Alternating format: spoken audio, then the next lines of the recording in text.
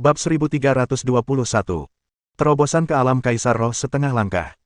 Dalam waktu singkat, kedua kekuatan garis keturunan ini telah melahap habis energi tanah suci dalam diri King Fengli. Inti roh milik King Fengli baru saja berubah menjadi emas, tetapi hilangnya sisa energi tanah suci menyebabkan hanya separuhnya saja yang berubah menjadi emas sementara separuhnya lagi kembali menjadi kuning pucat.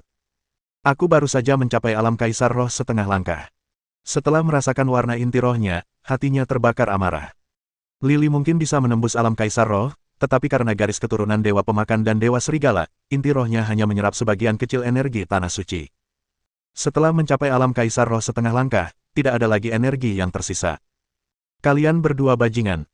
Beraninya kalian datang melahap energi tanah suciku, tapi tidak repot-repot menyapa, tanya King Fengli dengan marah kepada kedua kekuatan garis keturunan itu.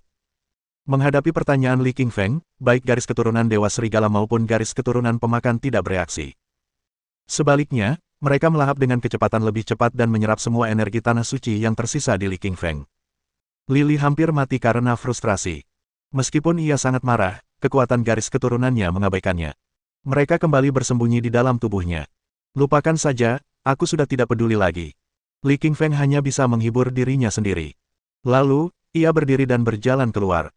Meskipun Lili belum mencapai alam Kaisar Roh, ia sekarang berada di alam Kaisar Roh setengah langkah. Kekuatannya cukup dahsyat.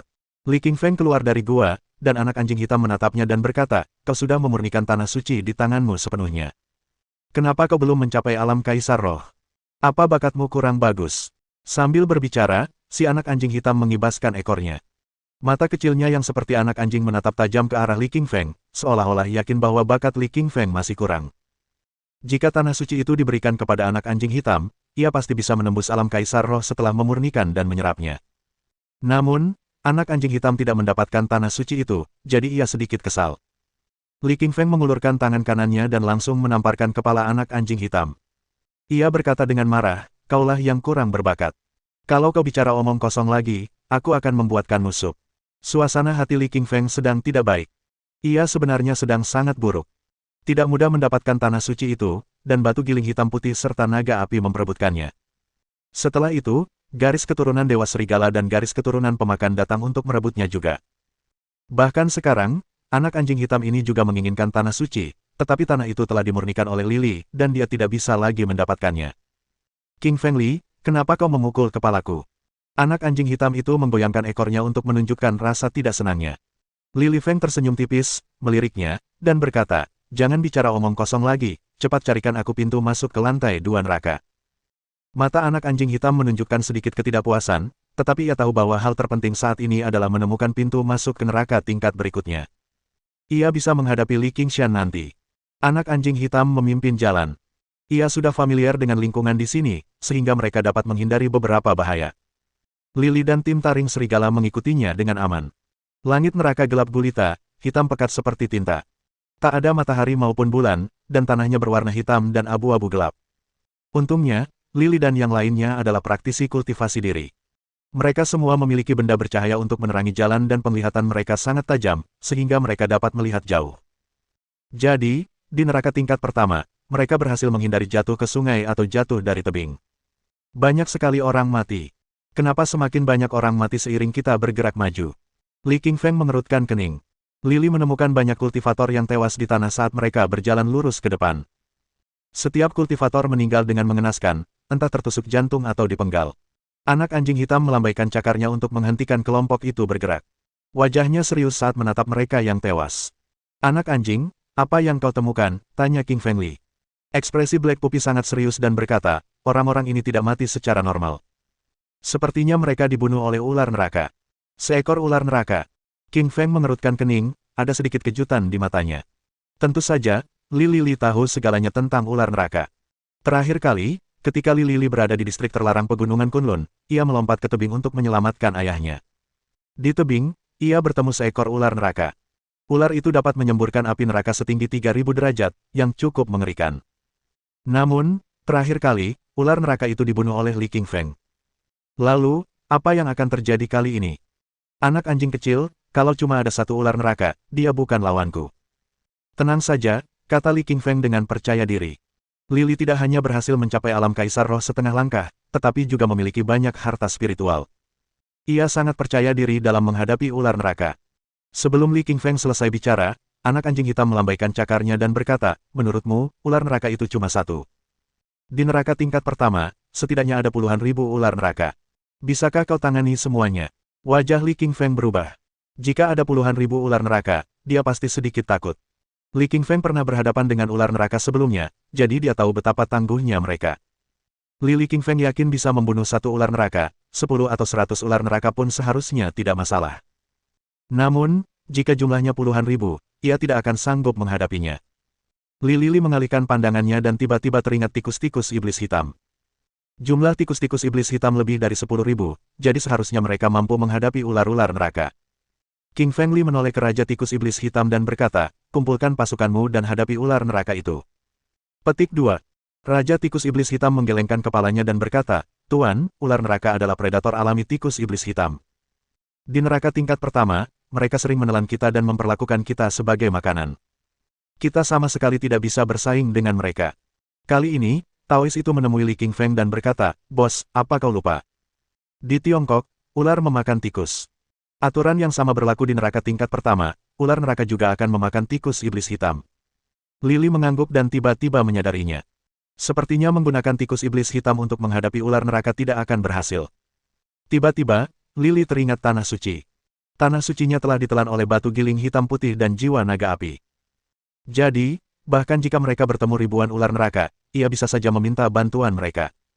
Jangan takut, ikuti aku dan teruslah berjalan maju. Berdirilah di belakangku jika kita bertemu ular neraka, dan aku akan membantumu menghadapinya. Li Qingfeng melambaikan tangannya dan memimpin kerumunan maju.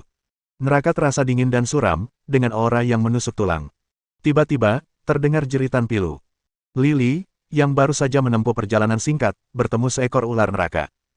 Tubuh ular neraka yang gelap itu panjangnya lebih dari 500 meter. Tubuhnya ditutupi sisik hitam dan tubuhnya tebal seperti tangki air. Kedua matanya gelap bagai tinta, seukuran lentera, dan berwarna seperti neraka. Sesekali ia memancarkan cahaya yang menyilaukan. Bab 1322. Raja Ular Neraka. Wajah Li Qingfeng berubah serius. Ular neraka ini lebih panjang dan lebih besar daripada monster ular manapun yang pernah dilihatnya. Wajah anak anjing hitam berubah dan ia berkata, Qingfeng, ini tidak baik. Ini Raja Ular Neraka. Aku tidak percaya kita benar-benar bertemu dengannya. Setelah mendengarkan apa yang dikatakan anak anjing hitam, wajah Qingfeng berubah. Matanya menunjukkan sedikit keterkejutan. Raja Ular Neraka. Li Qingshan tak pernah menyangka akan bertemu Raja Ular Neraka secepat ini. Semuanya, sembunyi di belakangku. Jangan muncul, kata Li Qingfeng kepada orang-orang di sekitarnya. Li melangkah maju. Ia tahu ia tak bisa melarikan diri. Karena ia telah bertemu Raja Ular Neraka, ia tahu bahwa pilihannya adalah kematian Raja Ular atau dirinya sendiri. Tak ada kemungkinan untuk berdamai. Manusia, beraninya kau menerobos masuk ke neraka tingkat pertama. Kau akan mati hari ini. Raja Ular Neraka menatap Qingfeng dan berkata dengan niat membunuh yang kuat. Li Qingfeng tersenyum dan berkata dingin, kalau kau sendirian, jangan banyak bicara. Membunuhmu akan sangat mudah. Manusia, kau pikir aku sendirian? Akan kutunjukkan berapa banyak dari kita. Raja Ular Neraka membuka mulutnya dan meraung. Tiba-tiba, ular-ular neraka bermunculan di mana-mana di tingkat pertama neraka. Lebih dari 10.000 ular neraka bertebaran di segala penjuru, mengepung Li dan kelompoknya. Terlebih lagi, ular-ular neraka ini sangat kuat dan memancarkan aura jahat. Wajah mereka penuh dengan niat membunuh saat mereka memandang orang-orang di sekitar mereka. Pada saat itu, Li akhirnya tahu bagaimana para kultivator itu dibunuh. Ular neraka itu terlalu banyak. Sekuat apapun para kultivator itu, mereka tidak akan mampu menahan serangan ular neraka sebanyak itu. Mata Raja Ular Neraka tiba-tiba terfokus. Ia melihat ular pemakan langit dan berkata, kau dan aku spesies yang sama. Kalau kau datang ke sini, aku tidak akan membunuhmu.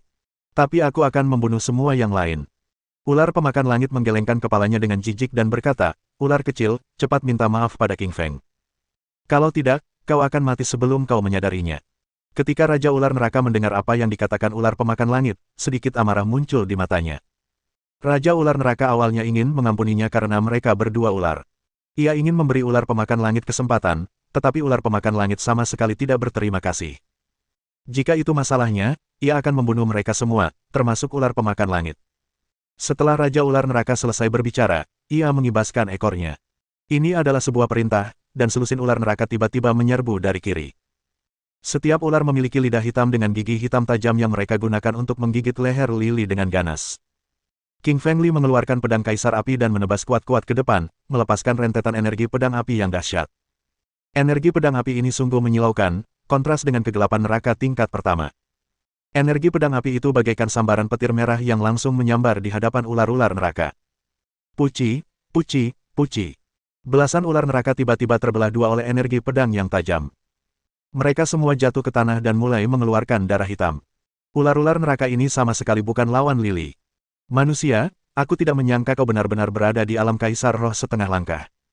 Raja ular neraka merasakan kekuatan Li Qingfeng, dan sedikit kejutan muncul di matanya.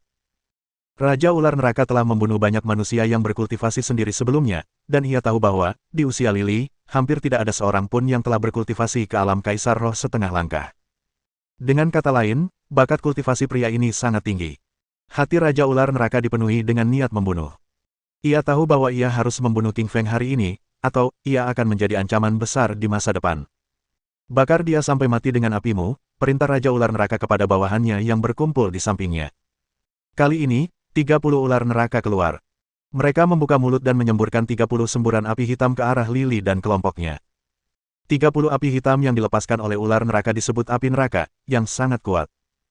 Dalam pemeringkatan api neraka berada dalam 200 api teratas, dan hanya sedikit lebih lemah dari api emas milik King Fengli.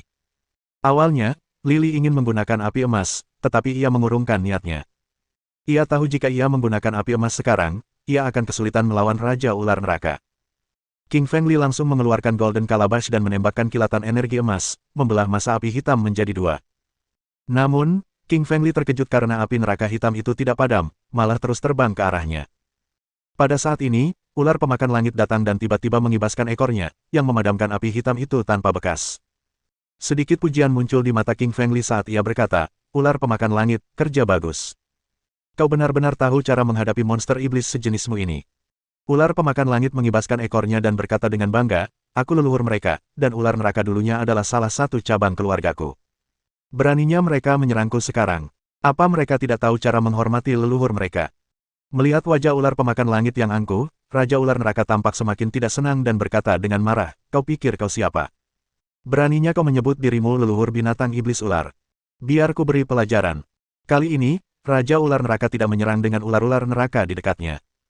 Sebaliknya, ia membuka mulutnya sendiri dan menyemburkan bola api hitam. Massa api hitam ini 5 kali lebih panas dari api yang dihembuskan ular neraka lainnya, mencapai 5.000 derajat Celcius. Kemanapun api hitam itu lewat, udara pun ikut terbakar. Api hitam ini menciptakan suara berderak saat melesat cepat menuju ular pemakan langit. Wajah ular pemakan langit berubah, saat ia merasakan betapa berbahayanya api hitam itu. Meskipun ular pemakan langit adalah leluhur ular pemakan langit belum sepenuhnya membangkitkan ingatan masa lalunya tentang teknik kultivasinya, sehingga kekuatannya belum pulih. Ia bukanlah lawan Raja Ular Neraka. Ketika Lily melihat Raja Ular Neraka melepaskan api hitamnya, ada sedikit kebahagiaan di matanya. Ia berkata dengan suara dingin, aku menunggumu menyerang. Sekarang giliranku. King Fengli melepaskan api emas di tubuhnya, melesat melawan api hitam Raja Ular Neraka dan kemudian menyerbu ke arah Raja Ular Neraka itu sendiri. Api emas adalah musuh bebuyutan api hitam, yang bersuhu 5.500 derajat Celcius. Suhu ini lebih tinggi daripada api hitam. Ketika bertabrakan, api hitam ditelan oleh api emas, menjadi bahan bakar yang membantu mengintensifkan aliran api menuju Raja Ular Neraka. Wajah Lily dipenuhi kegembiraan, karena api emasnya melahap api hitam. Suhunya mencapai 7.000 derajat Celcius, meningkat 1.500 derajat Celcius. Suhu ini cukup tinggi untuk melelehkan apapun. Bab 1323. Berjuang untuk Sutra Abadi. Manusia, mengapa kau memiliki api santo emas? Tanya Raja Ular Neraka, benar-benar tertegun. Santo emas sangat terkenal di zaman kuno. Api emasnya juga terkenal di dunia pengembangan diri. Terlepas dari spesiesnya, semua orang dan segala sesuatu takut padanya. Mendengar pertanyaan Raja Ular Neraka, Li Qingfeng mengerutkan kening dan berkata, kau tahu tentang api emas. Lumayan, kau tahu banyak.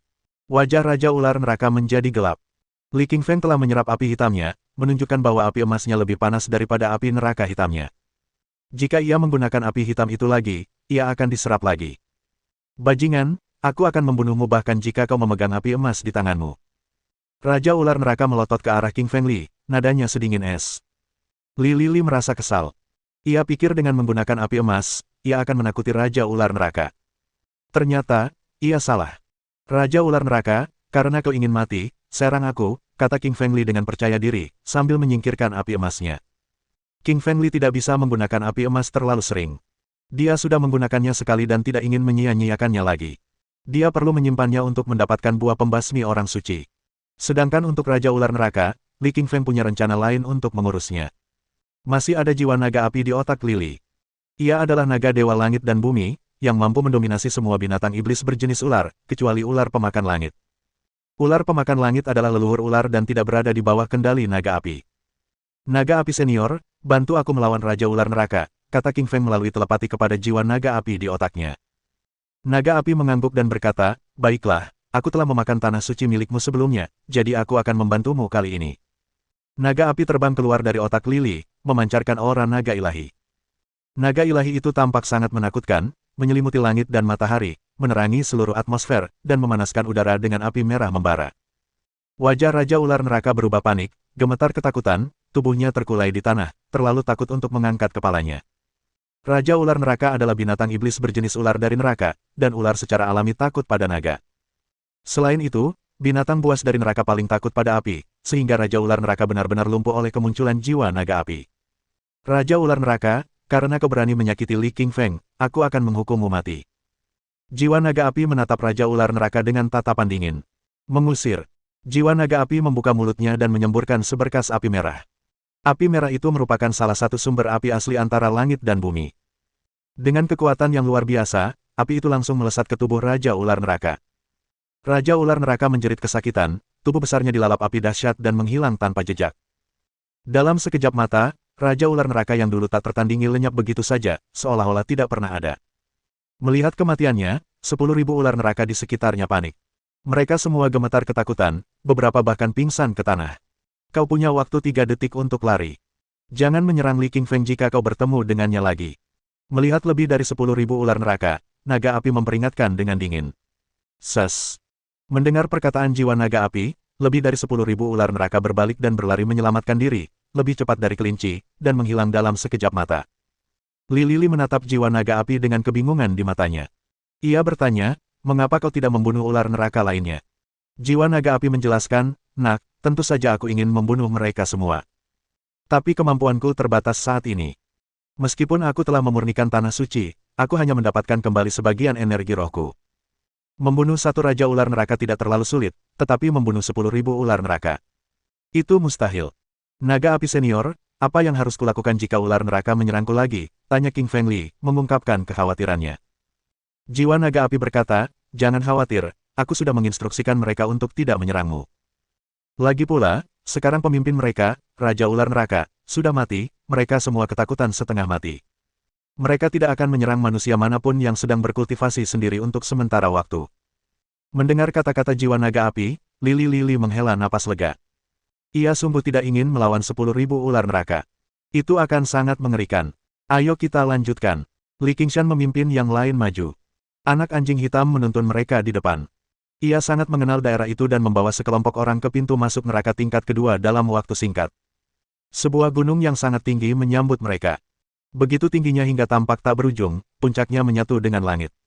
Seluruhnya terbuat dari batu hitam, segelap mungkin, memancarkan atmosfer yang menusuk tulang, dan dikelilingi kabut hitam. Li Qingshan mengerutkan kening dan bertanya, anjing kecil, apakah ini pintu masuk ke lapisan neraka kedua? Di mana pintu masuknya? Aku tidak melihatnya. Anak anjing hitam tersenyum tipis dan menunjuk ke sebuah batu di bawah kaki gunung. Pintu masuk ke lapisan neraka kedua ada di bawah batu itu, kata anak anjing hitam. Tepat saat Lili mengangkat kaki kanannya, hendak melangkah maju, seberkas cahaya keemasan tiba-tiba melesat melewati mereka. Sebuah buku emas terbang melintasi langit dan tiba di depan batu hitam raksasa itu. Batu emas itu memancarkan cahaya keemasan yang luar biasa cemerlang. Di atasnya terdapat tulisan-tulisan seperti kecebong, sama sekali tak terbaca. Mereka adalah karakter-karakter dari periode benua kuno, dan buku itu ditulis dalam teks abadi, yang sama sekali tidak dapat dipahami oleh orang awam. Wajah anak anjing hitam berseri-seri kegirangan, lalu berteriak, Sutra Abadi. Inilah Sutra Abadi. Lili juga sangat gembira. Ia selalu ingin mendapatkan Sutra Abadi. Kata King Fengli, anjing kecil, ular pemakan langit, ayo kita pergi bersama dan dapatkan Sutra Abadi itu. Baik anak anjing hitam maupun ular pemakan langit menggosok-gosokkan tangan mereka dengan penuh harap, diliputi kegembiraan. Mereka tahu bahwa kemunculan sutra abadi di neraka hanya terjadi sekali seumur hidup. Itu adalah harta karun yang luar biasa. Siapapun yang mendapatkannya dapat menggunakannya untuk berlatih, dan memperoleh kesempatan untuk menjadi seorang abadi. Lily dan yang lainnya baru saja hendak bergegas mendaki gunung ketika beberapa orang terbang menghampiri mereka. Mereka bergerak sangat cepat, dan langsung tiba di kaki gunung neraka. Orang-orang ini memancarkan energi yang kuat. Li Qingfeng pernah bertemu mereka sebelumnya di luar kaki gunung Kunlun. Mereka semua adalah master sekte dari berbagai sekte tingkat kaisar. Orang yang berdiri di garis depan adalah Jian Huangzhou, ketua sekte kaisar pedang. Di sampingnya berdiri Yi Huangshou, ketua sekte kaisar binatang, dan Huo Huangfu, ketua sekte kaisar jimat. Ekspresi wajah Li Qingfeng berubah muram. Terakhir kali ia melihat mereka adalah di luar gua tempat tinggal mereka. Saat itu, mereka masih setengah langkah dari alam kaisar roh. Sekarang setelah mereka memasuki lapisan pertama neraka, mereka semua tampaknya telah memperoleh harta karun dan kini menjadi penguasa alam kaisar roh. Bab 1324. Memasuki lapisan neraka kedua. Melihat para master sekte, Lily akhirnya menyadari sesuatu. Tak heran jika semua kultivator tingkat atas di Tiongkok ingin memasuki lapisan pertama neraka. Neraka itu berisi terlalu banyak ramuan, buku teknik, dan harta karun. Semua ini dapat membantu para kultivator dalam terobosan mereka. Li Qingfeng melihat sekeliling, ingin mencari Yao Linger. Sayangnya, Yao Linger tidak terlihat dimanapun. Li Qingfeng merasakan emosi yang rumit terhadap Yao Linger. Ia ingin bertemu dengannya lagi. Ia merasa aneh karena Yao Linger tidak ada di sana untuk memperjuangkan sutra abadi. Sutra abadi adalah mantra spiritual para dewa. Secara logika, setiap kultivator akan berjuang mati-matian untuk mendapatkannya. Li Qingfeng tidak bisa menerima kenyataan bahwa Yao Linger tidak ada di sana. Saat ia bersiap meraih sutra abadi, sebuah suara tajam melesat menembus langit. Sutra abadi itu melesat di udara, berubah menjadi sinar cahaya keemasan, langsung memasuki lapisan kedua neraka. Meskipun selubung energi melindungi pintu masuk lapisan kedua neraka, itu tidak cukup untuk menghentikan sutra abadi. Teks itu langsung menembus pertahanan. Melihat pemandangan ini, semua orang tercengang. Para master sekte dari berbagai sekte tingkat kaisar bahkan lebih terkejut. Oh tidak, sutra abadi telah memasuki lapisan kedua neraka. Apa yang harus kita lakukan sekarang? Apa lagi yang bisa kita lakukan? Kita harus masuk dan mendapatkan sutra abadi. Ya, kau benar. Selama kita mendapatkan sutra abadi, kita berpotensi menjadi abadi di masa depan. Para master sekte tingkat kaisar di sekitarnya mulai berceloteh. Segera setelah itu, semua master sekte itu berubah wujud menjadi sekumpulan sinar, yang melesat menembus pertahanan neraka lapis kedua, dan masuk seketika. Saat melihat para master sekte mereka memasuki lapisan neraka kedua, para kultivator lainnya pun segera mengikutinya. Meskipun lapisan neraka kedua sangat berbahaya, isinya bahkan lebih banyak harta daripada lapisan pertama. Kalau tidak, sutra abadi tidak akan masuk ke dalamnya sejak awal. Anak anjing hitam berjalan menuju King Feng Li dan berkata, "Ayo masuk juga." King Feng Li melihat sekeliling dan berkata, "Anjing kecil, mengapa Yao Linger tidak datang?" Mendengar suaranya, si anak anjing hitam mengangkat alisnya dan berkata, "Pantas saja kau ragu. Kau sedang memikirkan Linger Yao. Apa yang terjadi di antara kalian berdua? Anjing kecil, jangan tanya apa yang tidak seharusnya kau tanyakan. Aku dan dia baik-baik saja. Apa yang mungkin terjadi di antara kita?" tanya King Feng Li sambil menatap anak anjing hitam. Peri bunga menatap Lily dengan tatapan aneh. Melalui indera alami seorang wanita, ia tahu ada sesuatu yang terjadi antara Lily dan Yao Linger. Namun, ia tidak tahu persis apa itu. Lily menatap seorang murid sekte kekaisaran iblis di kejauhan. Ia adalah seorang wanita muda berambut panjang, berwajah halus dan bertubuh anggun. Ia pernah melihatnya di dekat Yao Linger sebelumnya. King Feng Li berjalan ke arah wanita muda itu dan bertanya, "Hai, saya hanya ingin bertanya, kemana Linger Yao pergi?" Wanita muda itu meliriknya dengan waspada. Ia berkata dengan dingin, "Siapa kau? Kenapa kau mencari ketua sekte kami?" King Feng Li tersenyum sopan dan menjelaskan, "Nama saya King Feng Li, dan saya teman guru sekte Anda, Linger Yao. Bisakah Anda memberitahu saya sekarang?" Wanita muda itu mengamati Li King Feng dengan saksama dan menyadari bahwa ia pernah melihatnya di luar distrik terlarang sebelumnya. Yao Linger memang membantu Li King Feng mengalahkan orang-orang dari sekte kekaisaran iblis. Ia memang temannya. Wanita muda itu menurunkan pertahanannya dan berkata, "Ketua sekte kami telah pergi. Dia telah memasuki lapisan kedua neraka sejak lama. Dia bilang dia perlu menemukan harta karun dan ramuan spiritual. Terima kasih atas informasinya. Selamat tinggal." Li King Feng melambaikan tangannya dan berjalan pergi. Satu-satunya niat Li Qingfeng adalah mencari tahu apakah Yao Linger masih hidup. Ia lega mendengar kabar bahwa Yao Linger masih hidup dan sehat. Li Qingfeng hendak memasuki lapisan kedua neraka. Ada kemungkinan ia bertemu Yao Linger di dalamnya. Orang yang aneh, langsung pergi setelah bertanya tentang guru sekte kita. Melihat King Feng Li pergi, wanita muda itu mengerutkan kening, matanya penuh kebingungan. Kakak perempuan tertua, apakah kita juga memasuki lapisan neraka kedua? Tanya seorang gadis berambut pendek. Wanita muda itu mengangguk dan berkata, tentu saja. Ketua sekte kita ada di dalam, jadi kita harus mencarinya. Li Qingfeng tidak bersama anggota sekte Kekaisaran Iblis. Sebaliknya, ia tiba di pintu masuk neraka lapis kedua bersama anak anjing hitam, ular pemakan langit, peri bunga, Jiang Ziyue, dan Qin Xianzi. Gua itu hitam pekat, segelap malam dan sehitam tinta. Gua itu tampak tak berujung, tak berujung. Hembusan angin hitam bertiup dari puncaknya, membuat setiap orang merinding. Di pintu masuknya terdapat tabir energi pelindung berwarna hitam. Jika orang-orang ingin memasuki gua, mereka harus terlebih dahulu menghancurkan tabir tersebut. King Feng Li mengulurkan tangan kanannya, menyalurkan saripati vitalnya dan membentuknya menjadi kepalan raksasa sebelum menghantamkannya ke arah tabir energi pertahanan hitam dengan sekuat tenaga, menghancurkannya seketika. Semuanya, ikuti aku dan lompat.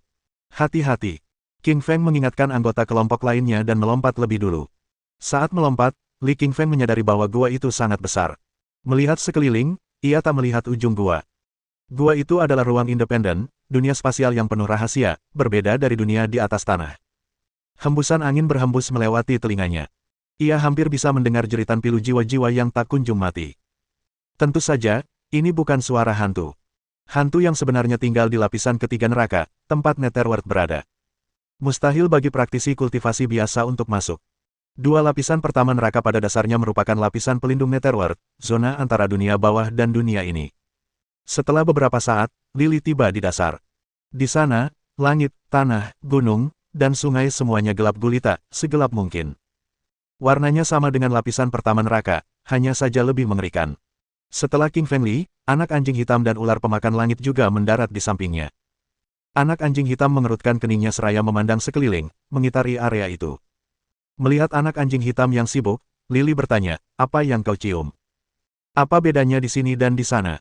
Anak anjing hitam menjawab, dulu kala, aku pernah sampai di lapisan neraka pertama dan kedua. Tanahnya berbau berbeda saat itu. Ular pemakan langit mengernyitkan mulutnya dan berkata, tentu saja berbeda. Sudah ribuan tahun berlalu. Bukankah wajar jika tanah berubah? Bab 1325. Berita tentang buah abadi Perish. Mendengar suara ular pemakan langit, anak anjing hitam meliriknya dan berkata, kau tidak tahu apa-apa. Ada jauh lebih banyak daripada yang terlihat.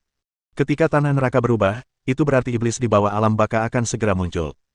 Kata-kata anak anjing hitam mengejutkan ular pemakan langit. Ular itu bertanya, apa kau serius? Bukankah alam baka berada di bawah lapisan ketiga neraka? Alam baka belum pernah muncul sebelumnya, bagaimana mungkin iblis di bawah alam baka muncul di dunia ini? Dengan wajah penuh penghinaan, anak anjing hitam berkata, bagaimana mungkin kau leluhur semua ular? Ular nomor satu di antara langit dan bumi. Kau bahkan tidak mengerti hal sesederhana itu. Iblis seharusnya ada di alam baka, tetapi bumi sudah bermutasi. Ini berarti alam baka dan dunia kita perlahan menyatu. Jika iblis muncul, kau bahkan tidak akan tahu apa yang menimpamu. Ular pemakan langit tidak menyukai apa yang didengarnya, lalu berkata, apa maksudmu? Iblis mana mungkin bisa membunuhku? Aku tidak takut pada mereka. Lily melambaikan tangannya dan menghentikan pertengkaran mereka. Ia berkata, jangan bertengkar lagi, cepat bantu aku menemukan buah suci yang menghilang. Bagi Li Qingfeng, hal terpenting yang harus ia lakukan di neraka adalah menemukan buah suci yang membinasakan. Hal lainnya tidak penting. Iblis. Jika mereka berani muncul, Li Qingfeng akan membunuh mereka tanpa ragu. Anak anjing hitam mengangguk dan terus memimpin jalan. Ia sudah pernah ke sini sebelumnya dan sangat mengenal daerah ini. Semuanya, hati-hati. Lapisan neraka kedua bahkan lebih berbahaya daripada yang pertama. Ada banyak binatang buas, semuanya telah bertahan hidup sejak zaman kuno dan semuanya sangat kuat. Tepat saat Black Puppy selesai berbicara, seekor anjing hitam berkepala tiga muncul di depan mereka. Puha! Ular pemakan langit tak kuasa menahan tawa. Ia menunjuk anjing hitam berkepala tiga dengan ekornya dan tertawa terbahak-bahak.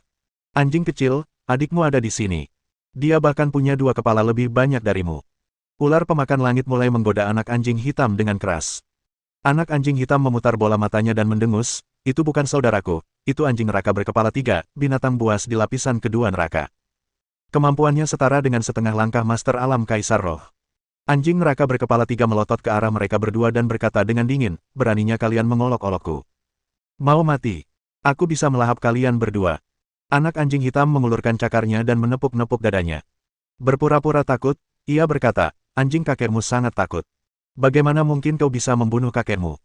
Untuk sesaat, anjing neraka berkepala 3 mengira anak anjing hitam takut, tetapi setelah mendengar kata-kata anak anjing itu, ia menyadari bahwa anak anjing hitam sedang mengejeknya. Jika anak anjing hitam adalah kakek anjing, apa sebenarnya anjing neraka berkepala 3 itu? Cucunya. Anjing kecil, dari mana asalmu? Beraninya kau mengejekku. Si anjing neraka berkepala 3 melotot ke arah anak anjing hitam. Si anak anjing hitam mengibaskan ekornya dan berkata dengan angkuh, bukankah sudah kubilang? Aku kakekmu. Coba saja, panggil aku kakek. Anjing bodoh, beraninya kau bertindak begitu angkuh di lapisan kedua neraka. Kau mau mati. Anjing neraka berkepala 3 itu tampak membunuh, melotot ke arah anak anjing hitam dengan mata dingin. Si anjing berkepala 3 tiba-tiba mengayunkan cakar kanannya, mengubahnya menjadi 3 tangan raksasa dan menghantamkannya ke arah si anak anjing hitam dengan ganas. Anak anjing hitam tak terpengaruh. Ia pun mengayunkan cakarnya, mengubahnya menjadi kaki raksasa. Dengan kekuatan yang tak tertandingi, kaki anak anjing hitam menghantam ketiga cakar itu, menciptakan hantaman yang memekakkan telinga, meledakkan atmosfer di sekitarnya, dan meninggalkan retakan yang tak terhitung jumlahnya di langit. Deng! Anjing neraka berkepala 3 mundur selangkah, ketiga cakarnya juga terpaksa mundur. Anjing bodoh, kau sungguh kuat, kata anjing neraka berkepala 3, matanya berkilat dingin. Cucu, beraninya kau mengumpat kakekmu. Lihat aku memberimu pelajaran. Anak anjing hitam murka. Ia geram dengan kata-kata anjing neraka berkepala 3. Anak anjing hitam melontarkan dirinya ke udara, tiba di hadapan anjing neraka berkepala 3 seketika, seakan-akan ia adalah sambaran petir hitam. Kali ini, Black Puppy memulai serangan, ingin membunuh Three-Headed Hellhound. Anak anjing hitam membuka mulutnya dan menyemburkan sinar cahaya hitam. Itu adalah kekuatan super unik yang dimiliki anak anjing hitam. Kekuatan mantra Dharma itu menyerupai sambaran petir hitam, yang menyambar tubuh anjing neraka berkepala 3 dalam sekejap, membuat lubang hitam di salah satu kepalanya, dan menyebabkan darah hitam menyembur keluar dengan deras. Meskipun Black Puppy menembak jatuh salah satu kepalanya, Three-Headed Hellhound masih memiliki 2 kepala lagi untuk digunakan. 2 mulutnya yang tersisa menyemburkan sinar api hitam ke arah Black Puppy, yang dikenal sebagai api neraka. Anak anjing hitam mengayunkan cakar anjing raksasanya terlebih dahulu untuk memadamkan 2 api hitam. Mati, geram anak anjing hitam dengan murka, sambil melepaskan 2 sinar cahaya hitam lagi, menembak jatuh 2 kepala anjing neraka berkepala 3 yang tersisa dan membunuhnya seluruhnya. Gedebuk. Anjing neraka berkepala 3 jatuh ke tanah, membuat kawah besar dan mati seketika. Para kultivator di sekitarnya terkejut melihat pemandangan ini. Black Puppy terlalu kuat, membunuh anjing neraka berkepala 3 yang perkasa hampir seketika. Dan sampah sepertimu mau melawanku. Dasar bodoh. Black Puppy meludahi mayat anjing neraka berkepala 3 dan berbalik untuk pergi. Anjing kecil, kenapa kau tidak makan pil iblis anjing neraka berkepala 3? Bukankah itu akan meningkatkan kemampuanmu? Anak anjing hitam menggoyangkan moncongnya dan berkata, pil iblis dari sampah seperti itu. Aku tidak menginginkannya. Kekuatannya tidak sekuat aku, jadi pilnya tidak akan berguna bagiku. Sejujurnya, Black Puppy punya alasan lain mengapa ia tidak meminum pil iblis. Selain pil itu tidak berguna, baik Black Puppy maupun Three-Headed Hellhound sama-sama merupakan binatang iblis berjenis anjing. Sebenci apapun Black Puppy terhadap Three-Headed Hellhound, Black Puppy tetaplah leluhur semua anjing. Ia tidak akan memakan salah satu keturunannya. King Fengli terus berjalan, diikuti oleh anak anjing hitam dan yang lainnya. Sepanjang perjalanan, mereka bertemu dengan lebih banyak lagi orang yang mengembangkan diri. Mereka semua baru saja memasuki lapisan neraka kedua, dan mereka semua berkumpul dalam sebuah diskusi. Kalian dengar? Sebuah pohon hitam kecil muncul sekitar 70 km di utara dari sini. Ada buah hitam di atasnya, dan banyak petani swadaya di sana berebut untuk mendapatkannya. Ya, tentu saja. Tapi pohon hitam kecil itu bisa berlari, dan para pembudidaya mandiri tidak bisa menangkapnya. Omong kosong. Bagaimana mungkin pohon bisa berlari? Dia bukan manusia. Serius. Pohon kecil itu benar-benar berlari. Aku melihatnya dengan mata kepalaku sendiri. Para pembudidaya mandiri itu semua mengobrol sambil berjalan, membicarakan apa yang baru saja mereka lihat. King Fengli kebetulan lewat, dan dia mendengar setiap perkataan mereka. Dia menoleh ke Black Puppy dan bertanya, anjing kecil, pohon kecil yang bisa berlari. Apa itu? Anak anjing hitam tampak gembira dan menjelaskan, kalau tidak salah, pohon hitam kecil itu bernama pohon suci yang binasa, dan buahnya tak lain adalah buah suci yang binasa. Bab 1326. Pohon kecil yang bisa berlari. Mendengar anak anjing hitam berbicara, Lili Qingfeng sangat gembira. Pohon suci yang binasa. Ia tak percaya telah mendengar nama itu. Dan mendengar tentang buah suci yang binasa. Itu kabar yang lebih baik lagi. Tujuan perjalanan Qingfeng ke neraka di bawah pegunungan Kunlun adalah untuk mendapatkan buah suci yang menghilang. Setelah semua kesulitan yang ia lalui, akhirnya ada secercah harapan. Ia akhirnya mendengar tentang lokasi buah suci yang menghilang. Ia sangat gembira. Anak anjing hitam, ayo cepat pergi dan temukan buah suci yang binasa, kata King Feng Li dengan antusias. Anak anjing hitam juga sangat gembira, segera mengikuti King Feng Li dan yang lainnya sejauh 70 km ke utara. Melihat mereka pergi, para kultivator di sekitarnya pun ikut berlari bersama Lili. Mereka merasakan kehadirannya yang kuat dan tahu bahwa mereka akan aman jika mengikutinya. King Feng Li dan krunya berlari cepat, tiba di jarak 70 km dalam waktu singkat. Sebuah danau menyambut mereka, airnya hitam seperti malam dan memancarkan kabut gelap yang menusuk tulang. Pohon hitam kecil itu berdiri tepat di tepi danau. Di atasnya, terdapat buah hitam seukuran apel yang memancarkan aura intens. Para pembudidaya diri di sekitarnya tak bisa mendekat. Cahaya redup mengelilingi permukaan buah hitam itu, membalikkan matahari dan bulan, menggulingkan langit dan bumi, dengan gunung-gunung dan sungai-sungai muncul samar-samar di atasnya. Tak perlu dikatakan lagi, buah hitam semacam ini jelas merupakan buah suci yang lenyap dan legendaris. Mata Li Qingfeng berbinar gembira. Ia akhirnya menemukan apa yang dicarinya. Satu-satunya yang menghalangi jalannya adalah para kultivator yang menghalangi jalannya menuju buah itu. Anjing kecil, ular pemakan langit, ayo kita pergi dan rebut buah suci yang menghilang, perintah Li Qingfeng. Bunuh siapapun yang menghalangi jalan kita. Mereka semua musuh kita. Lili tahu betul bahwa buah suci yang binasa adalah buah yang didambakan para santo. Semua orang mengincarnya. Melihat semua tatapan lapar dan ekspresi tegang di antara kerumunan, mudah terlihat bahwa semua pembudidaya diri mendambakan buah itu. Tak seorang pun akan menyerah begitu saja. Saat Li Qingfeng melangkah maju, seorang kultivator berambut pendek menghalangi jalannya. Pria itu berkata dengan dingin, pergilah. Ini bukan tempat untukmu. Qingfeng Li mencibir dan berkata, minggir atau aku akan membunuhmu. Petik 2. Hahaha. Si pendek yang berbudi luhur itu tertawa dan berkata dengan angkuh, nak, tahukah kau siapa aku? Aku murid sekte Kaisar Pedang. Beraninya kau mengancamku.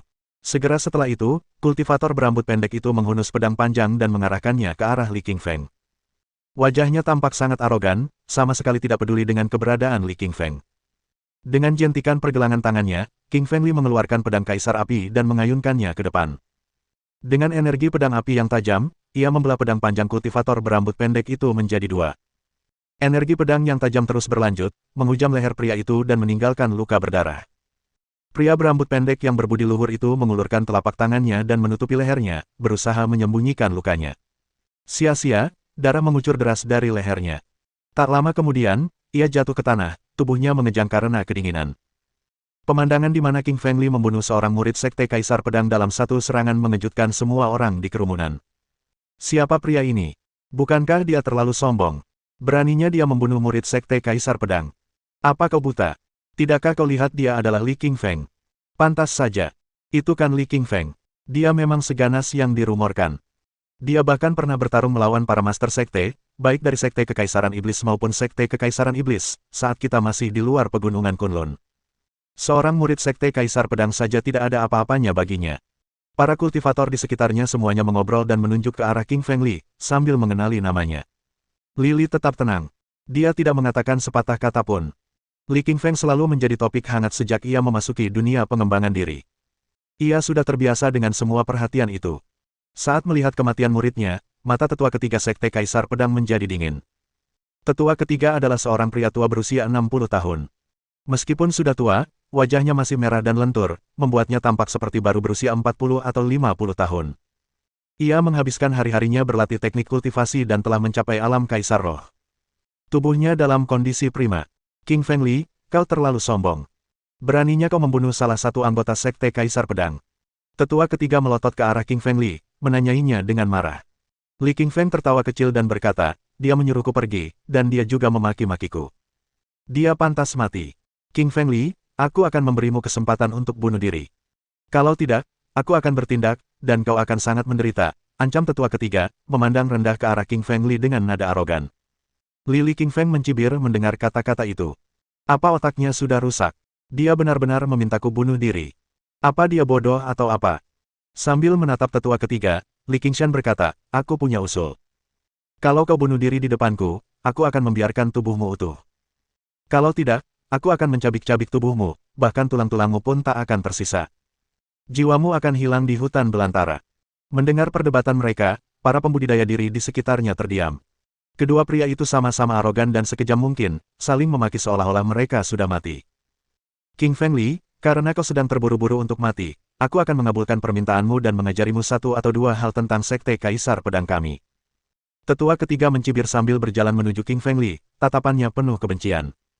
Sekte Kaisar Pedang adalah kekuatan nomor satu dalam disiplin ortodoks dan sangat kuat. Setiap tetua dari sekte tersebut memiliki kemampuan yang luar biasa. Selain itu, ketua sekte dan ketiga tetuanya telah mendapatkan eliksir kelas kaisar sejak mereka memasuki neraka dan semuanya telah menerobos ke alam kaisar roh. Alam Kaisar Roh adalah eksistensi tertinggi dalam dunia pengembangan diri Huaxia. Mereka adalah salah satu kelompok orang yang paling kuat. Jadi, wajar saja jika tetua ketiga bersikap begitu arogan. Udara terasa berat setiap kali tetua ketiga melangkah. Kakinya meninggalkan jejak kaki yang dalam di bumi. Lili berdiri di sana dengan tenang. Ia tidak berniat melarikan diri atau mundur. King Fengli, apakah kamu tidak takut padaku? Tanya tetua ketiga. King Fengli tersenyum ringan dan berkata, mengapa aku harus takut pada orang mati? King Fengli, kau bahkan lebih sombong dariku. Aku akan mengirimmu ke neraka hari ini. Tetua ketiga sudah berjalan menuju ke arah King Fengli. Ia hanya berjarak 2 meter. Tetua ketiga menyerang dengan tangan kanannya dan, menyalurkan saripati vitalnya, mengubah tangannya menjadi telapak tangan raksasa yang menutupi matahari dan langit saat menghantam ke arah King Fengli. Li Qingfeng tersenyum tipis dan melepaskan tinju kanannya, mengubahnya menjadi bayangan tinju raksasa yang dihasilkan dari kekuatan tinju neraka pencekiknya. Ia menghantamkan tinjunya ke tangan tetua ketiga, menghancurkan telapak tangan esensi vitalnya. Tetua ketiga mengangkat alisnya kaget, benar-benar terpana oleh serangan Lili. Ia tidak menyangka pemuda itu bisa mematahkan serangannya dengan mudah. Bab 1327. Pedang Gunung Hijau. Tetua ketiga, biasanya Sekte Kaisar Pedang menggunakan pedang panjang untuk menyerang, tapi kau malah menyerangku dengan telapak tanganmu. Apa kepalamu terbentur di suatu tempat dan lupa? Ejek tetua ketiga dengan seringai arogan. Mendengar kata-kata Li Qingfeng, wajah tetua ketiga menjadi gelap, dan matanya menjadi dingin. Bajingan, beraninya dia mengejekku. Semua orang yang ada di kerumunan itu menunjuk kedua pria itu dengan jari mereka. King Fengli benar-benar sombong. Dia bahkan berani mengutuk tetua ketiga Sekte Kaisar Pedang. Kau benar. Dia terlalu berani. Dia sama sekali tidak menghormati Sekte Kaisar Pedang. Bagaimana menurut kalian? Siapa yang akan menang? Siapa lagi? Tentu saja tetua ketiga. Dia bahkan belum menggunakan pedang panjangnya. Begitu dia menarik bocah nakal itu keluar, King Fengli pasti sudah mati. Omong kosong. Li Qingfeng memang kuat. Dia pasti bisa mengalahkan tetua ketiga. Para kultivator di sekitarnya memiliki pendapat masing-masing tentang pertempuran yang akan datang. Beberapa mendukung Lili dan yang lainnya mendukung tetua ketiga. Keduanya memiliki pendukung masing-masing. Dengan jentikan tangan, tetua ketiga mencabut pedang panjang yang tersarungkan di punggungnya. Itu adalah pedang panjang berwarna hijau, lebarnya 2 jari dan panjangnya kurang dari 4 kaki. Aura yang terdiri dari pegunungan hijau mengelilingi permukaannya, memberinya cahaya ilahi. Pada badan pedang terdapat ukiran aksara segel gunung hijau. Aksara segel gunung hijau tersebut dikelompokkan menjadi susunan ofensif kecil, siap diubah menjadi gunung hijau energi pedang saat bertempur. Para murid di sekitarnya mengenali pedang panjang yang dipegang tetua ketiga. Mereka berteriak, itu pedang gunung hijau, harta spiritual tingkat kaisar. Li Qingfeng pasti sudah mati. Di dunia kultivasi diri, pedang gunung hijau sangat terkenal. Pedang ini terutama dikenal di kalangan praktisi pedang. Pedang ini merupakan salah satu dari 10 pedang tingkat kaisar terhebat, dengan kekuatan serangan yang luar biasa. Satu tebasan pedang ini dapat menciptakan lubang di langit dan bumi. Li Qingfeng mengerutkan kening saat melihat pedang gunung hijau. Ia merasakan auranya yang kuat. Pedang itu memang senjata yang ampuh. Tanpa ragu sedikit pun, King Fengli segera mengeluarkan pedang kaisar apinya. Pedang kaisar api juga merupakan harta spiritual tingkat kaisar. Itulah satu-satunya senjata yang mampu melawan pedang gunung hijau. Hah! Tetua ketiga meraung saat dia menyalurkan saripati vitalnya ke pedang panjang, mengayunkannya ke depan. Energi pedang hijau berubah menjadi gunung raksasa setinggi 1000 meter, menutupi separuh langit saat menghantam King Fengli dengan ganas. Sebuah lubang raksasa tercipta di udara, menghancurkannya. Sebuah kekuatan tekanan yang sangat besar muncul dari aura, seolah-olah akan meledakkan langit dan bumi.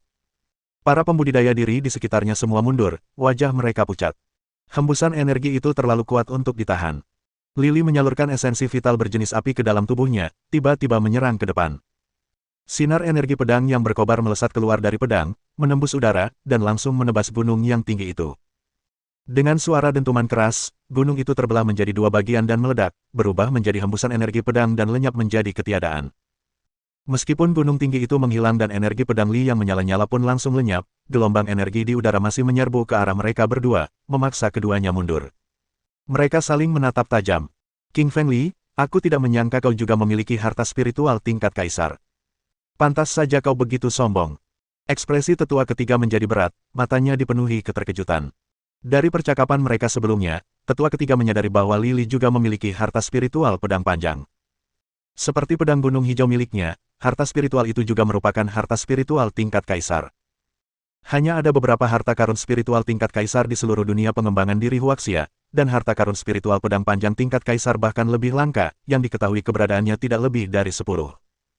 Meskipun warisan sekte kaisar pedang berasal dari zaman kuno, para anggotanya hanya mempelajari teknik tingkat kaisar melalui ekspedisi melalui reruntuhan berbahaya.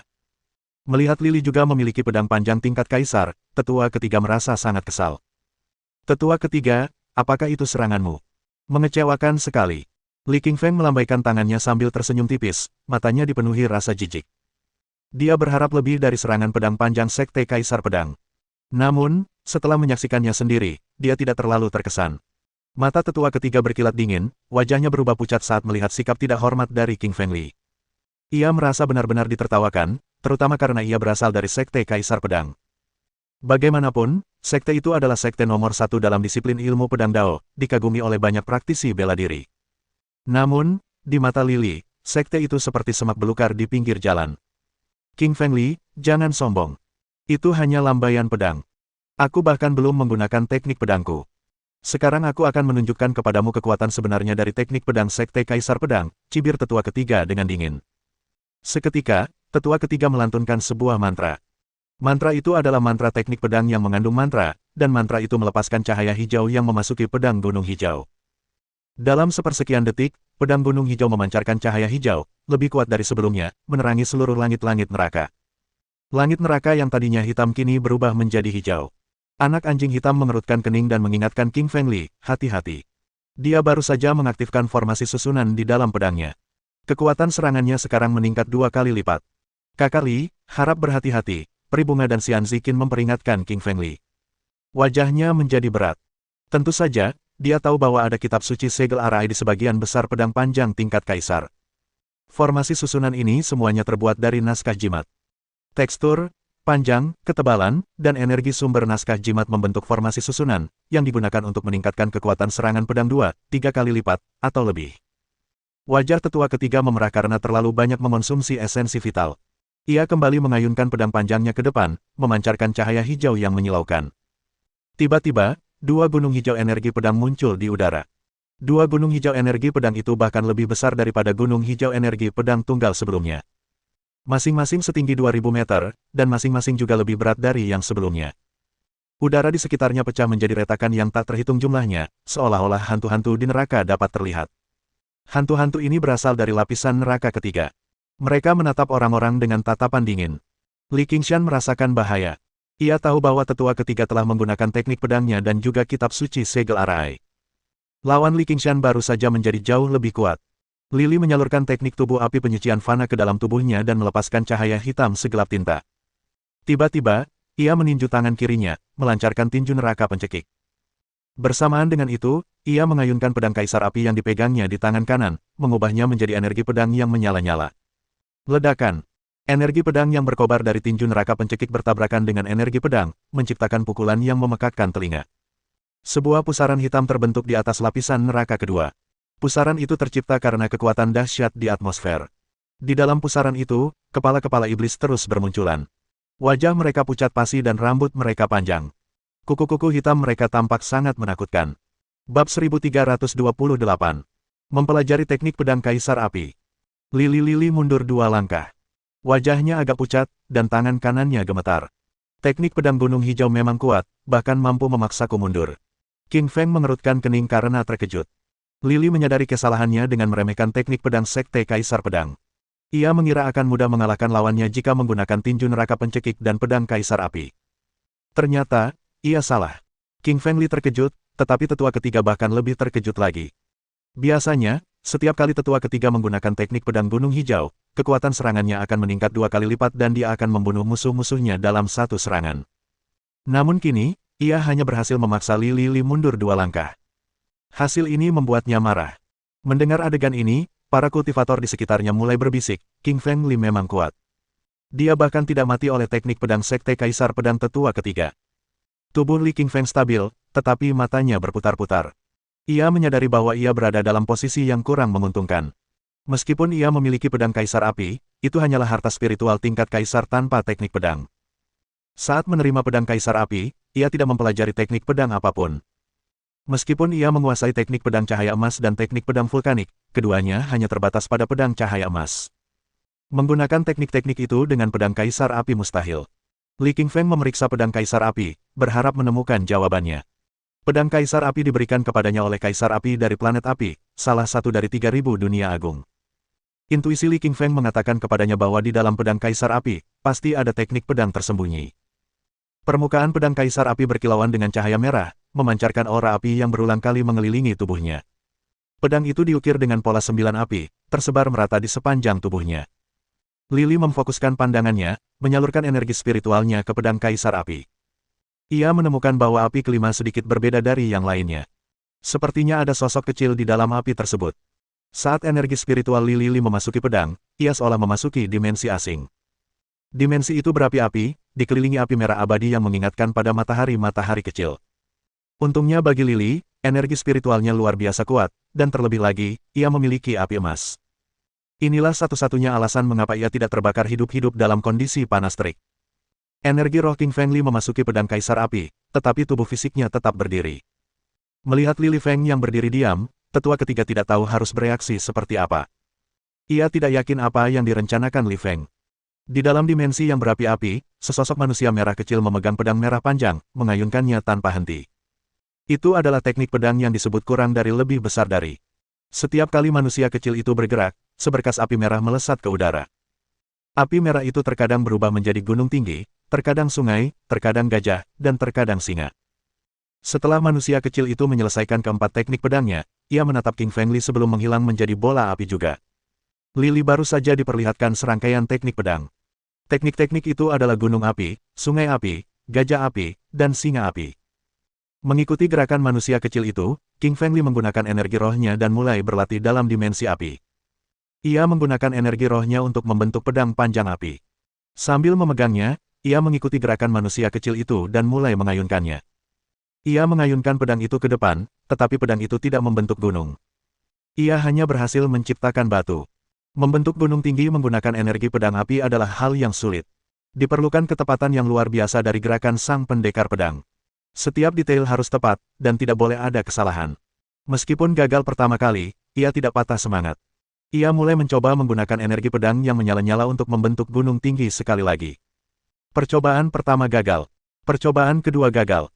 Percobaan ketiga juga gagal. Lily sangat pandai belajar dari kesalahannya. Setelah gagal 9 kali, ia menyadari bahwa ia perlu menggunakan pengetahuannya tentang aksara jimat untuk membentuk gunung yang tinggi. Ini karena aksara jimat mengandung rahasia api, kekuatan Dao Surgawi. Setiap goresannya membawa kekuatan yang luar biasa. Sebelumnya, King Fengli telah mempelajari kitab jimat dengan Kaisar Malam Kegelapan dan sangat menguasai kitab api. Pada percobaannya yang ke-10, King Fengli akhirnya membentuk gunung api dengan energi pedang apinya. Ia sangat gembira dengan pencapaian ini.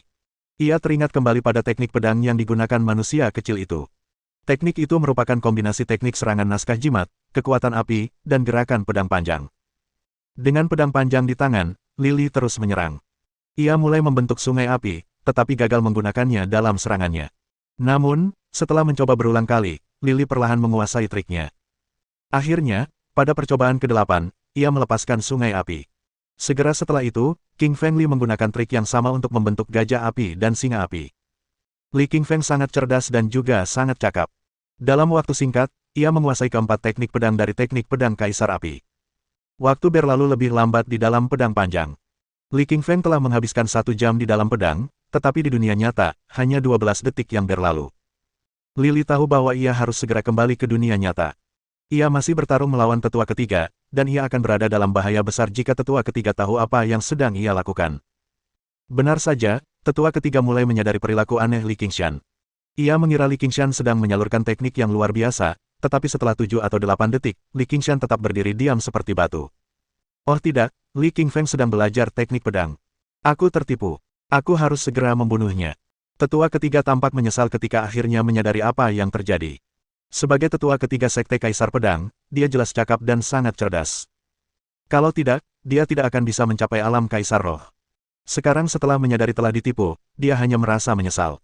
King Feng Li, matilah. Kau hampir menipuku. Dengan murka, tetua ketiga mengayunkan pedang gunung hijaunya, menciptakan 2 energi pedang berbentuk gunung hijau dan menghantamkannya ke arah King Feng Li hingga tubuhnya hancur. Tepat pada saat itu, King Feng Li mengeluarkan energi rohnya dari pedang Kaisar Api dan mengembalikannya ke otaknya. Matanya tiba-tiba terbuka lebar, tepat saat gunung hijau energi pedang itu menghampirinya. Ia menyeringai dingin, tatapannya sama sekali tak terpengaruh. Waktu yang tepat. Aku akan mencoba kekuatan pedang Kaisar Api padamu. Cibiran King Feng sambil menghunus pedang Kaisar Api miliknya, mengubahnya menjadi gunung api. Gunung api itu luar biasa tinggi, mencapai 4.000 meter, setara dengan 2 gunung hijau energi pedang milik tetua ketiga. Selain itu, gunung api milik Li Qingshan seluruhnya terbuat dari api, menyala seolah-olah merupakan gunung berapi yang hidup. Pedang Kaisar Api juga berisi naskah jimat susunan merah, menyilaukan dan memancarkan cahaya yang membara.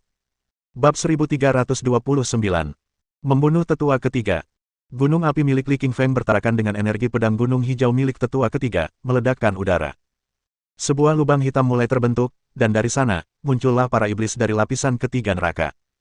Namun, begitu para iblis muncul, mereka disambut oleh amukan gunung api lili. Hantu-hantu itu menjerit kesakitan sambil terbakar, berubah menjadi kepulan asap hijau dan menghilang hampir seketika. Deng-deng. Kali ini, tetua ketiga yang mundur 2 langkah. Wajahnya pucat, dan tangannya yang memegang pedang bergetar tak kentara. Di sisi lain, King Feng Li sepenuhnya stabil, seolah-olah tidak ada yang terjadi padanya. Li Qingshan sangat gembira. Teknik pedang Kaisar Api benar-benar dahsyat. Ia hanya mampu memukul mundur tetua ketiga dengan menggunakan jurus pedang pertama. Jika ia menggunakan jurus yang lebih kuat, membunuh tetua ketiga pasti akan mudah. Memikirkan hal ini, Li Qingshan tampak bersemangat. Ia berkata dengan arogan, bukankah kau bilang kau tangguh? Sepertinya itu tidak benar. Lihat saja nanti saat aku menghempaskan teknik pedangmu yang payah itu ke tanah. Ekspresi tetua ketiga menjadi gelap, matanya berkilat dingin. Begitu ia dipaksa mundur, ia menyadari bahwa Li Qingshan telah menjadi lebih kuat. Bajingan, bagaimana dia bisa mempelajari satu set lengkap teknik pedang dalam 10 detik? Dia benar-benar monster. Tetua ketiga menyesali dirinya sendiri karena kehilangan 10 detik berharga yang diberikannya kepada King Feng Li. Sungai api. Dengan raungan keras, Li Qingshan membalikkan pergelangan tangannya dan mengayunkan pedangnya ke depan, melepaskan teknik kedua pedang Kaisar Api. Tiba-tiba, api merah di langit terbentuk menjadi sungai raksasa dengan panjang beberapa ribu meter. Tentu saja, sungai itu tidak terbuat dari air dan tidak ada ikan di dalamnya. Sungai itu sepenuhnya terbuat dari api, seolah-olah sungai lava. Kobaran apinya memancarkan panas yang mengerikan, gelombang panas yang dahsyat menerjang tetua ketiga. Tetua ketiga panik. Ia bisa merasakan bahaya luar biasa dari sungai api. Dia segera mencabut pedang panjangnya untuk membentuk gunung hijau energi pedang, berharap untuk bertahan melawan sungai api. Namun, gunung hijau energi pedang itu lemah melawan arus api, hancur seketika. Pecahan-pecahan yang tersisa berubah menjadi abu esensi vital, lenyap menjadi ketiadaan. Sungai api membawa gelombang panas yang mengerikan, menghantam sesepuh ketiga dengan ganas, membakar pakaiannya, menghanguskan tubuhnya hingga hitam, dan menghanguskan rambutnya. Dia memuntahkan darah dari mulutnya, membuat tubuhnya yang hangus menjadi merah, kesakitan tampak jelas di matanya. Teknik pedang Kaisar Api milik Li Qingshan memang kuat. Teknik pedang itu berasal dari planet-planet tingkat tinggi dan mengandung kekuatan serangan yang tak tertandingi. Teknik itu lebih dari cukup untuk mengalahkan tetua ketiga. Melihat tetua ketiga yang terluka parah, Li tanpa ampun melompat ke udara dan tiba di hadapan tetua ketiga bagai sambaran petir hitam. Ia menyerang dengan pedang Kaisar Api, langsung memenggal kepala tetua ketiga dan menyemburkan darah kemana-mana. Tetua ketiga Sekte Kaisar Pedang telah meninggal. Beberapa saat sebelum kematiannya, mata tetua ketiga terbelalak lebar. Ia benar-benar tak percaya. Ia tak percaya bahwa Li Qingshan telah membunuhnya. Sudah kubilang kau sampah Sekte Kaisar Pedang.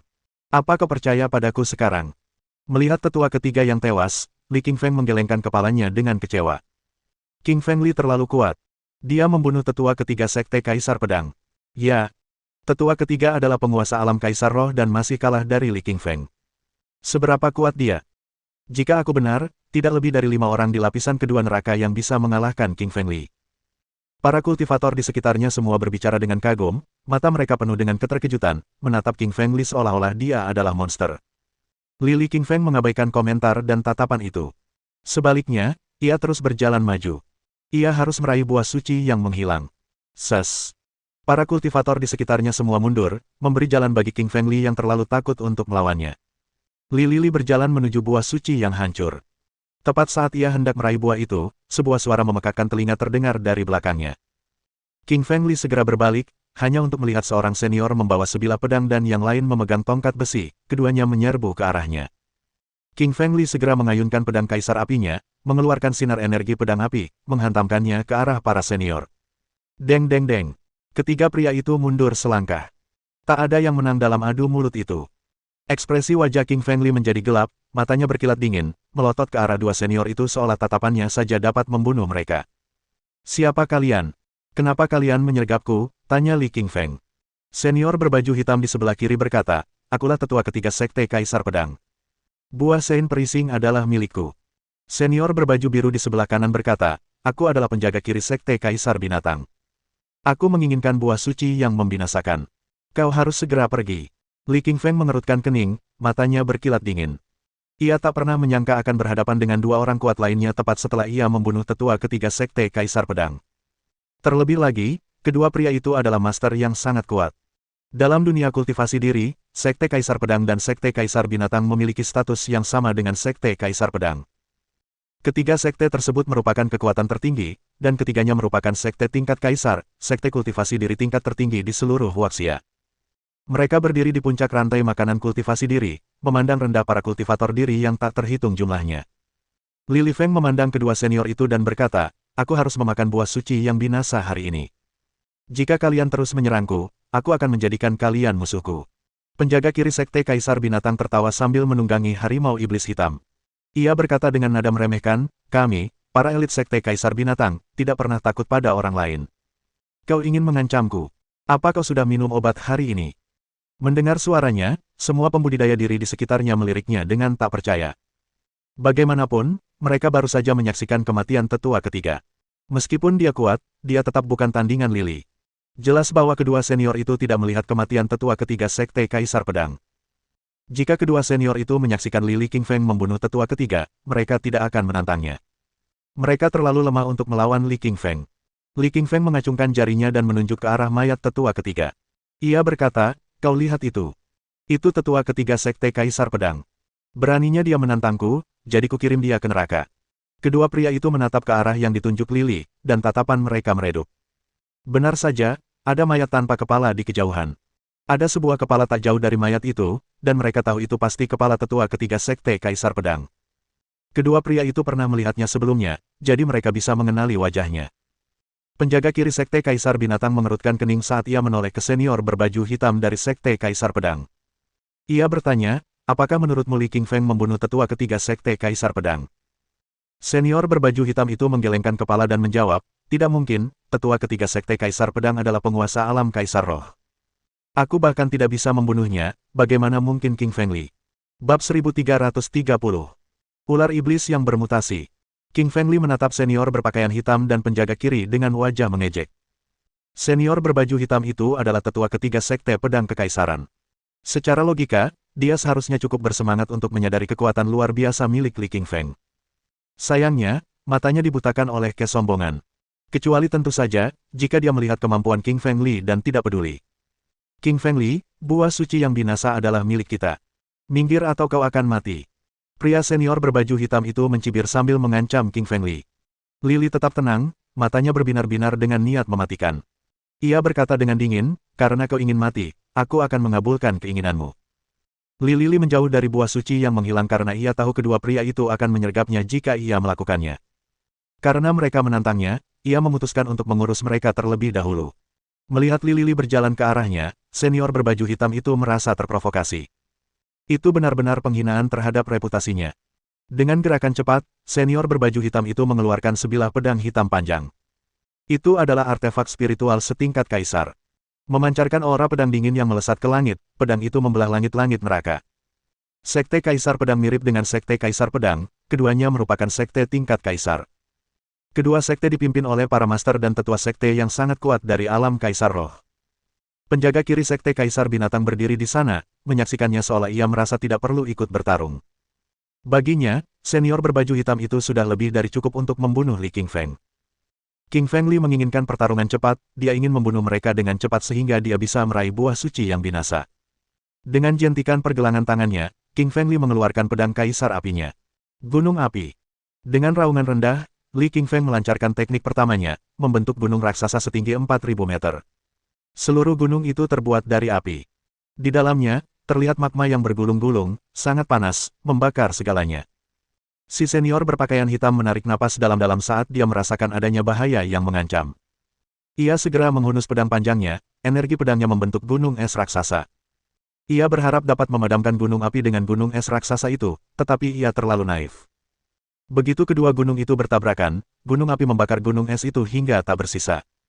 Jenis api yang terkandung di gunung api adalah jenis api yang unik. Suhunya yang mencapai 4000 derajat Celcius berasal dari planet api. Api itu luar biasa dahsyatnya. Dengan kekuatan yang tak tertandingi, gunung api menghantam tubuh senior berjubah hitam itu, membuatnya melayang. Wajahnya memucat sementara darahnya menyembur kemana-mana. Satu pertukaran terjadi dan senior berjubah hitam itu terluka parah. Melihat kejadian ini, para kultivator di sekitarnya tampak sangat terkejut. Mereka sangat akrab dengan senior berjubah hitam itu.